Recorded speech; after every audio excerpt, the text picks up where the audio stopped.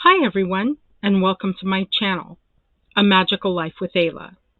I'm Ayla Hillel, and today we're going to talk about the truth about healers.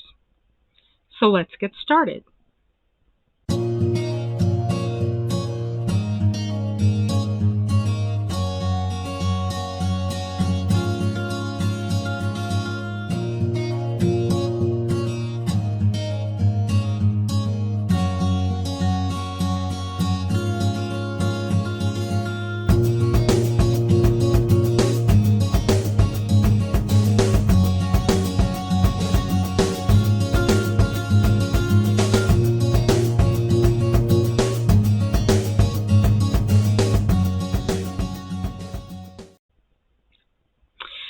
So on this channel, we are looking for the understanding of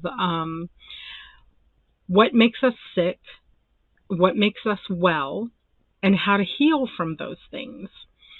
Um, we've already determined that vibration and energy start in the cells, and that vibration and energy are actually influenced by our thought and our feeling process. So one of the ways to get well is to eliminate stress. Stress coming in the form of drama, in the form of activities that we don't enjoy, but we feel forced to do them. Issues with family and friends. So we want to eliminate as much stress as we possibly can out of our lives. And many times something will happen that will actually be a catalyst that will bring us to a place where we feel like we need to do some healing. Now, you already know that you don't need a healer, because I've said this many times, haven't I? You don't need a healer. You can heal yourself. Lots of times people go to healers because healers offer not only, such as myself, not only active healing modalities. So we are going to do some reprogramming of your thought process. We are going to get to the bottom of some negative thoughts and some ideas that you may be holding, some beliefs, some limiting beliefs that you may be holding that are holding you back. So we're going to do that, but also passive healing, such as Reiki. I do Reiki, and my clients find this to be a very valuable service that I provide, because this is the place where they can come and they can just relax. They don't have to think. They don't have to talk. We don't talk during Reiki. And they can just relax and be in that space with me. So today, what I want to talk about, so that if you ever decide that you need to go down the path of healing with this person who calls themselves a healer, which actually that's a misnomer, I'll explain in a minute,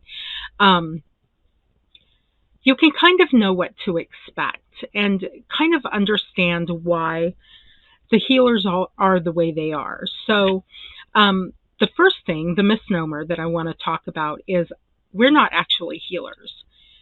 You're not going to come to me and be healed. That's not what healing is about. You're the only one that can heal you. Now, you're going to come to me and I'm going to hold a space for you. You are the healer because you're healing yourself. I am the healing practitioner. So I'm going to hold a space for you. And the way I'm going to do that is you're going to walk into my space and you're going to see that several of my healing methods are present. You're going to hear the soft music. You're going to smell healing incense and healing oils. And it's going to be a very calm, quiet space. This is for you. This is so that you can come in and sit down and relax. If you've had a lot of stress that day, maybe the first thing that we talk about is I'm going to help you start breathing, because when we're under a lot of stress, our breathing shuts down. Well, I know methods and modalities to help you breathe, to interrupt that place of not breathing and to reintroduce a focused energy on your breathing. Okay, your breath is very sacred. We don't realize this. We think, well, it's what keeps us alive and everybody does it. But breath is very sacred. And breath can actually trigger healing inside of us. So if you come into my space, my healing space, and I sense that you've had a lot of stress that day, we're going to sit down, and the first thing I'm going to do is help you reestablish your breathing, help you reestablish your sacred breath. Okay? So, and then we're going to go from there. We're going to talk, we're going to figure out what it is that you need and which combinations of all of the things that I know how to do is going to work for you. And you can even say, I would like to have this today. Many times people want to come and they just want to get on the table and just relax. And let me do Reiki, let me get the stones out for you, and you get to just relax and just be in that moment. Other times you might need to talk. We might need to talk about beliefs that you are struggling with, or self-deprecating ideas that you might be trying to get over. We can do some meditation. We can do some hypnosis. If you go to my website and up on the right, if you look at the buttons up on the right, there's one that says healing. Now I'm just getting this area of my website filled out. So the words that are underlined, you're going to see, I think there's 12 or 13 healing modalities there. And I am certified in each of those, or I have vast experience with them. So you can click on them and you're going to see a little quote by some famous person. Later, I'm going to go back and I'm going to fill in what my education and my experience with those things are. But right now, you can look at what's available. If you look at that list and you think, wow, I'd like to go and experience this or that, please do. Please feel welcome to make an appointment with me, and we can do anything you want to do, because your healing time with me is really about you. So that's kind of, later I'm going to do a more in-depth video for the front page of my website on what you can expect when you come in to have me help you with your healing. So that's all I wanted to talk about, that part of it. The other part I wanted to talk about is the truth about healers. So there's a truth about healers that people may not be aware of. And one of those truths is that healers are people who have struggled. We have been through our own healing process, and I continue to heal every day because I don't think that we ever fully heal. So of my list of healing modalities, I practice various combinations of them every day, including Reiki. I perform Reiki on myself, and I'm in school. If you sign up for the Mystery School, you learn how to do that. And if you come for healing, I teach you how to do that. Because the last thing I want to do is make your healing dependent on me. But what I want to say about healers is that we're really kind of a rag doll. We're kind of a raggedy bunch, you know. The reason I became a healer is because I have gone through 20 plus years ago, I think it's been like 25 years ago, I went through my own very harrowing experience of healing. And that changes a person. You know, when you recognize that you're not well and then you go after that healing, And I achieved such a great degree of healing. And you notice how I didn't say, oh, I became healed. I achieved a great deal of healing in those years from 1998 to about 2001.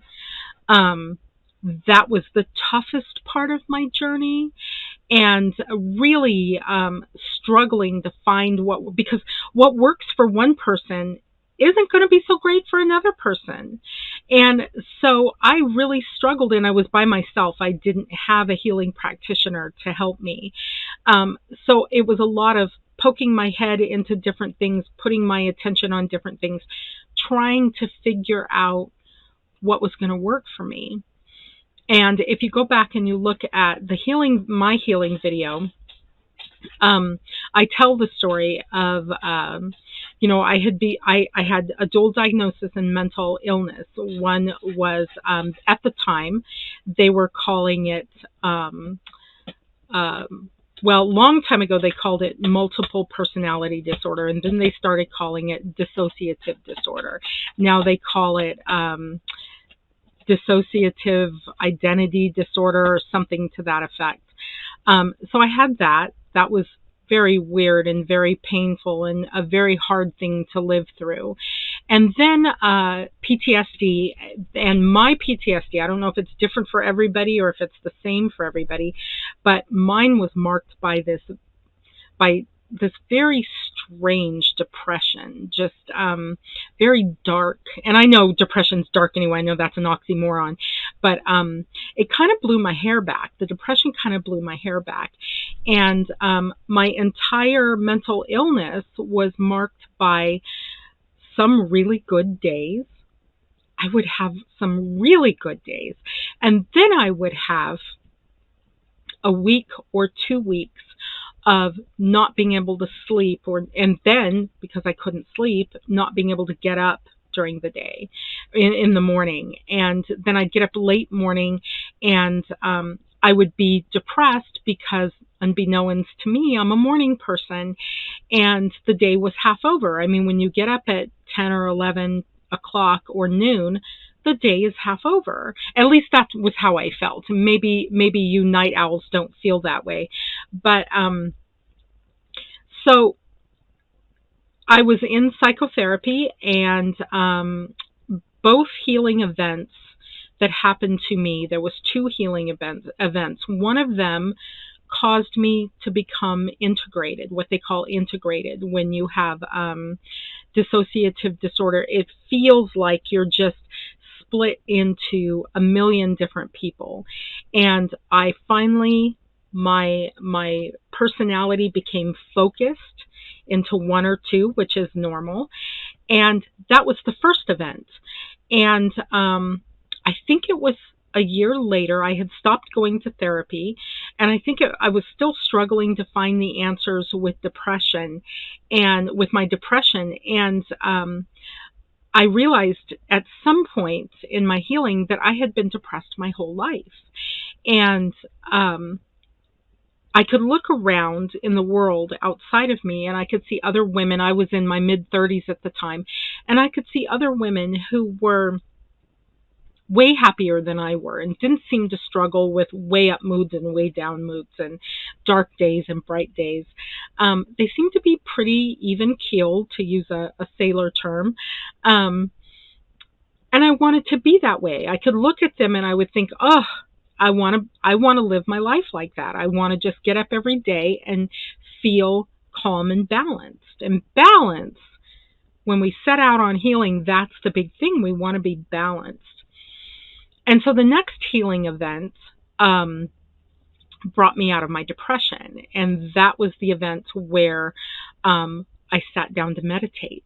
And when I came out of that meditation, I was exactly where I wanted to be. I was healed of that part of what I needed to heal from. So the depression vanished. I don't really have depression much anymore. I don't like it when I get a cold or I become ill, because that feels like depression to me. It's very debilitating, and I have to be patient and love myself through those illnesses, and not become afraid that I'm going back to that place.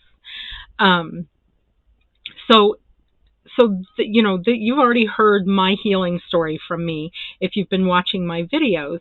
And so these two healing events that actually brought me into some high degree of mental wellness, got me interested in healing.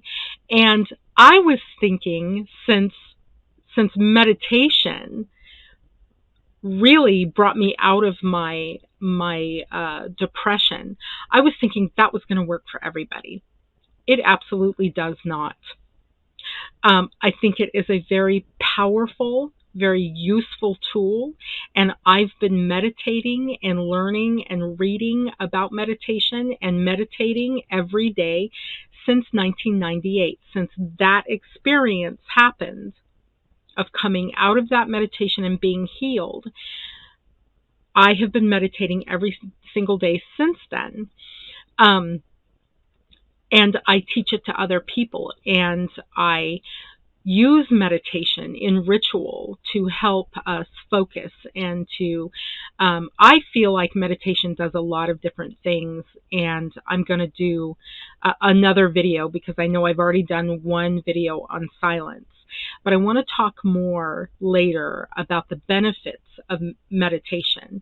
It is a very powerful discipline. It's a very powerful healing modality. Even if you don't have the amazing healing that I had with it, it is of utmost help and use.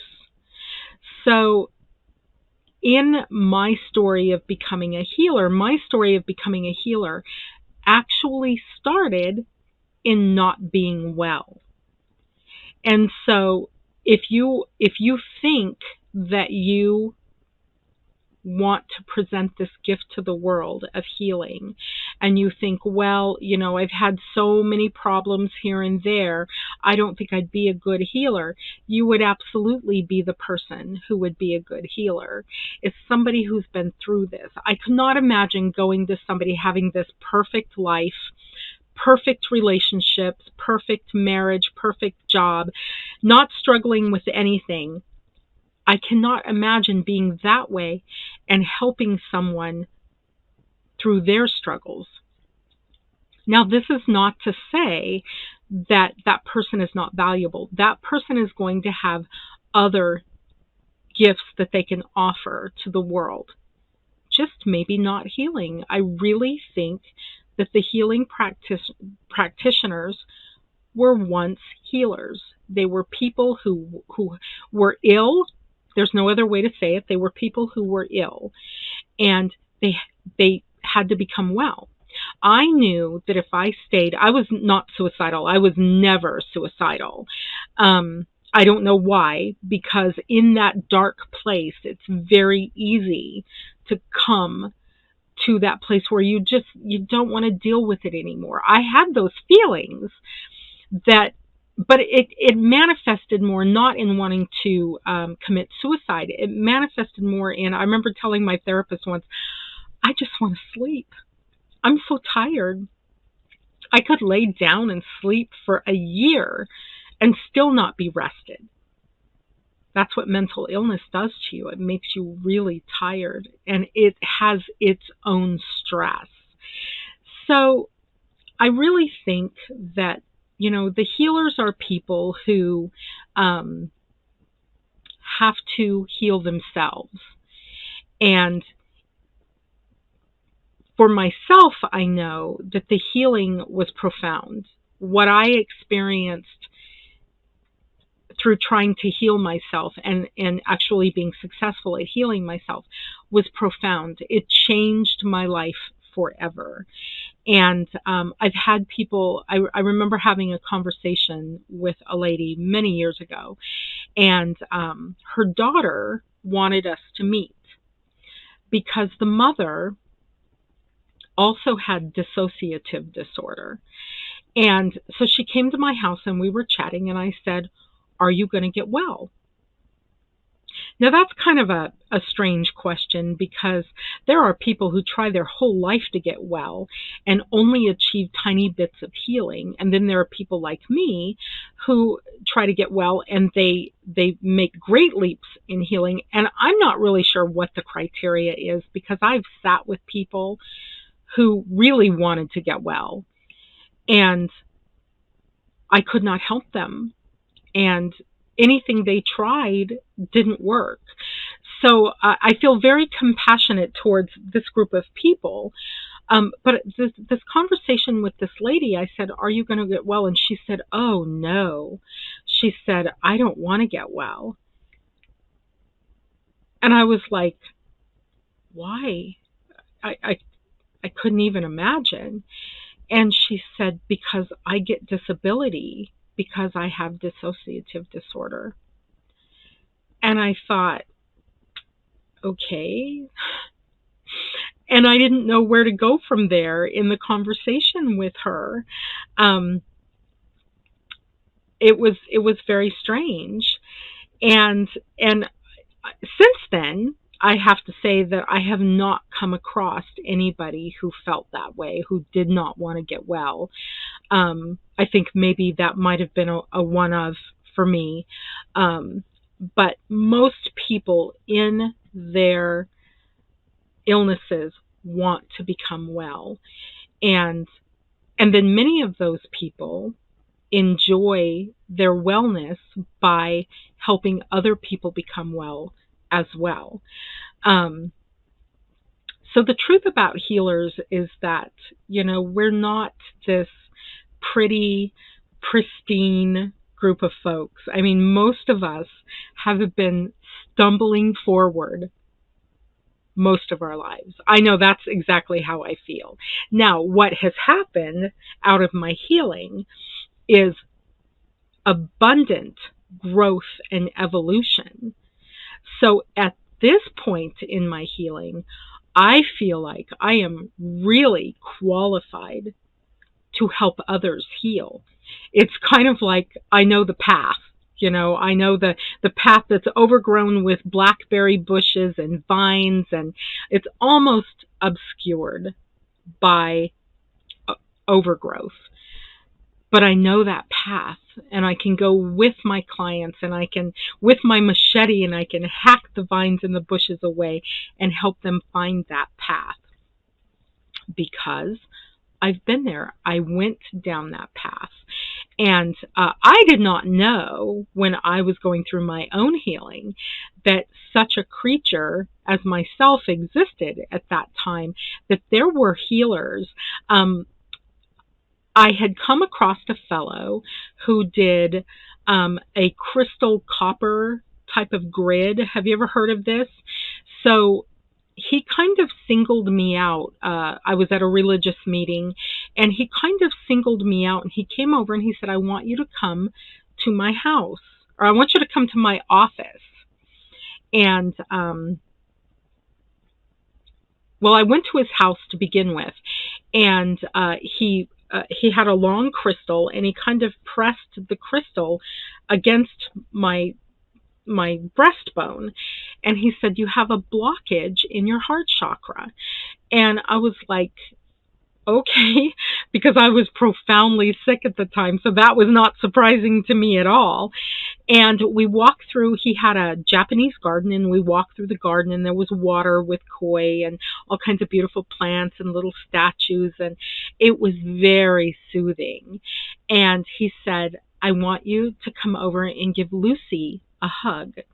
And I couldn't imagine what he was talking about. I said, "Okay, who's Lucy?" And he said, "I'll show you." And we went out into like a little field, and it had a fence, and over comes bounding a llama.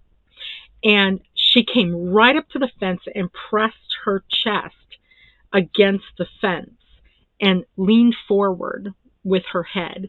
And he said, "Okay," he said, "so Lucy's here for you." And he said, "Here's what you do.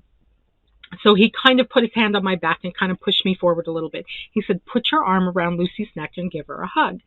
And I was like, okay. And she was so obviously there in that moment with me.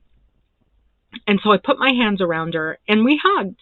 And when we pulled out of the hug, she kind of brushed the side of her face against my face, and it kind of made me giggle. It was a very cool experience. And he was explaining to me that llamas' hearts are roughly in the same area as human hearts are. And so basically what she was doing was pressing her heart against mine. So that was very cool. And then later he said, come to my office on Monday and we'll do some healing in my office. And healing, I mean, everybody knows what the word healing means, but I wasn't really sure what he was talking about. And so I went to his office, and it was just a little room. In the middle of the room was a massage table. And underneath the massage table was a copper grid with all kinds of very large crystals setting on this copper grid. And then there was wires coming out, copper wires coming out of both sides of the grid into copper pipes that were about like this, that were full of crystals as well, and then had a cap on it. And so he had me lay down. I got up on the table, I laid down, and I held these handles that had these copper chips, or not copper, the copper tubes that had the crystal chips in them, and then it was connected with down underneath to the big grid with all the crystals on it. Above me there was some sacred geometry, and he said, "Close your eyes and relax." I closed my eyes and I relaxed, and he walked around the bed clockwise, making different types of sounds. And it was a very relaxing experience, but I had no knowledge of what we were doing. This was my first experience with anything like this. And I was only on the bed for about 15 or 20 minutes. And then I went home. And it was a very, very soothing, very relaxing experience. Past the experience, I wasn't expecting anything. So I went home. 3 days later, I woke up and I felt like on my timeline of healing, somebody had picked me up and moved me years forward in my healing. It was profound. And so I called him and I said, "This is amazing. I felt like this, and now I feel like I've just been moved forward several years in my healing." And I could hear him kind of giggling. And he said, "Yes." He said, "Yes, that's what I'm going for." So, and this person, again, I think he probably did lots of that kind of work for many years. I lost track of him shortly after that, but had a rather tumultuous childhood, had a lot of abuse, had, as a young adult, had to get over a lot of stuff. And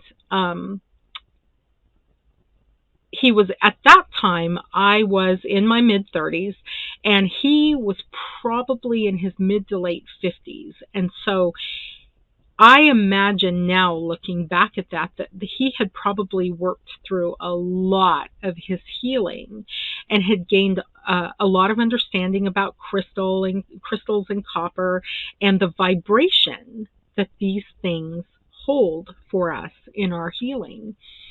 And I never forgot that.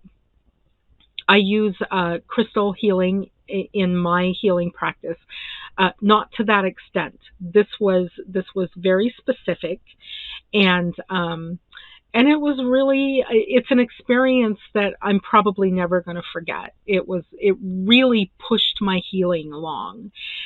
So, we're all, even the healers, even the healing practitioners, are groping around in the dark trying to help the people who come to us.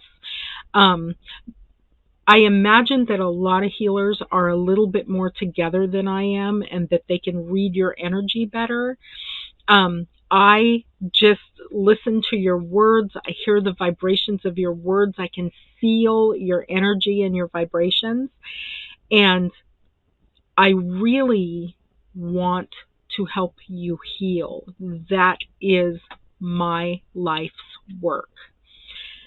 That was my life's work when I was running the Rowan Tree. Unbeknownst to me, I thought I was a high priestess of a pagan community, when actually what that was all about was helping people heal.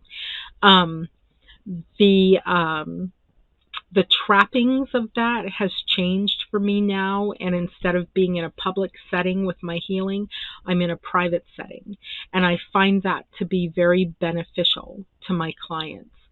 I do still offer, back then I taught magic school, now I teach, it's really, I keep calling it a mystery school, but it's really not. It's more like a healing school. It's 20 lessons. The first 10 lessons are in healing modalities and how to heal yourself. So when you're done with healing school, you have all the knowledge and information that you need to continue your healing practice. The next 10 lessons are in manifesting your reality, because one of the main reasons that we want to get well, first of all, is just to simply feel better. I mean, this is so much better. What I have experienced in the last 25 years in my healing is so much better than that dark place where I was at. I feel good. If that was it, if I never did another thing except spend the rest of my life feeling good, that would be enough. But then there's this idea of manifesting our reality. Now, pagans call this magic. We call it, don't get hung up on that word. It's not a scary word. You can interchange that word with the word manifest. You want to manifest your reality. You want to know how to use your thoughts and your feelings and all of the other little details that go along with that to create your reality. And this is a very powerful, when you are healed and you are creating your reality, that is the definition of a powerful life. Okay? You have zero drama in your life. I have very little drama in my life. It's really funny because if my life was any less drama, I don't know what I would do. I mean, there's just no drama in my life. It's like my family, we all live together. My son and his family, and then me and William, we all live together. And we don't have any drama. I don't have drama with my friends. There's no pot stirring in my life at all. So this makes me a good candidate to be a healing practitioner, to help people heal. So that's kind of the truth of the healers. And I really think that it's a good thing that the person you are asking to help you heal is somebody who didn't simply go and get knowledge. We can become certified, and I'm certified. I'm initiated in a lot of different things, and certified in some things. We can go and get certification for anything. Nowadays, you can become certified in anything. So a healing practitioner is not simply somebody who just went and got a lot of knowledge. I mean, usually they're people who also have had their own experience with healing. And a lot of healing practitioners were not like me. A lot of my healing had to do with my emotions and with my mentation. Some healers were healed physically. Some healers looked out into the world. Maybe they had fine lives and they were fine, and they started realizing how they could make themselves even more well. I mean, I think that we can reach an ultimate, an optimal place of healing and health. And once you've done that, you are the prime person to help other people down that path. So I think that's all I have to say. You get the idea that healers are not perfect, and and even in our own healing, we still have our own little aches and pains and little illnesses. I still catch the cold every year that goes around that everybody got. I had COVID a couple times. That was not fun. Um, so it's not like we're these bright shiny angels, it's not like, as a matter of fact, I think of myself as going into the trenches with my clients, because many of my clients are in really, really dark places. And I first have to assess, do they need a different healing, like maybe a psychotherapist or a doctor? And many of them that come to me are already under the care of a psychotherapist or a doctor or some other healthcare professional. So there's that. And, we continue with our own healing. You have to continue with your own healing. Healing is part of evolution. It's part of personal growth and spiritual evolution. So if you're on that path of evolution and growth, you're going to want to continually be healing. There is no perfect healing practitioner. You're not going to find that shining star that has been untouched by illness in one form or another. And if you do find that person, there's going to be one very interesting element missing between you and them, and that they cannot relate to what you are going through. So if that's important to you, it's probably a good thing to interview your healer before you sign on, your healing practitioner, before you sign on with them. I at one point in my psychotherapy, I realized that my therapist had a perfect life and really couldn't relate to anything I was talking about. And that kind of felt weird for me. Not that I want somebody, I don't care that, that this person, had the same trauma I had in my life, but she really couldn't relate. And so it just sort of felt weird. So think about that. Think about that as you're looking for a healing practitioner. And that's all I have to say. That's it for the truth about healers. So take care, and I love you, and blessed be.